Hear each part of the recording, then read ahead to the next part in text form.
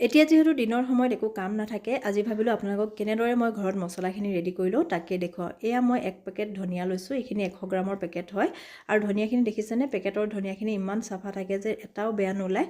এতিয়া এই ধনিয়াখিনি মই গেছৰ ফ্লেমটো একেবাৰে মিডিয়াম টু ল'ত ৰাখি 2-3 মিনিটমান ভাজি লৈছোঁ। এয়া দেখিছেনে, অকণমান ধুনীয়া এটা গোন্ধ ওলোৱাৰ লগে লগে প্লেট এখনত উঠাই দিলোঁ। প্লেটখনত উঠাই দিলে কি হয়, তলৰ ফালে জ্বলি নাযায়। আৰু তাৰপিছত এতিয়া মই জিৰা লৈছোঁ। জিৰাও মই 100 গ্ৰাম লৈছোঁ, 50 গ্ৰামৰ পেকেট হয়, 2টা লৈছোঁ। অকণমান জিৰা ৰাখি থৈছোঁ, কেতিয়াবা ফোৰণ দিলে লাগে যে। আৰু তাৰপিছত এতিয়া জিৰাখিনিও একেবাৰে ল' ফ্লেমত অকণমান এটা ধুনীয়া গোন্ধ ওলাই যে তেতিয়াই মই নমাই লৈছোঁ। বহুত বেছি ভাজিলে মছলাবিলাক তিতা হৈ যায়। আৰু এতিয়া মছলাখিনি ভাজি হৈ যোৱাৰ পাছত অকণমান সময় ঠাণ্ডা হ'বলৈ দিছোঁ।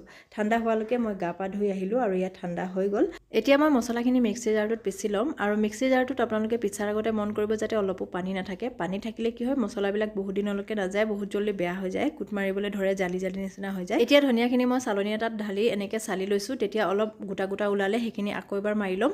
আৰু এনেদৰে মই গোটেই ধনিয়াখিনি পিচি ল'লোঁ। আৰু তাৰপিছত এতিয়া জিৰাখিনিও একেধৰণে পিচি ল'বলৈ লৈছোঁ।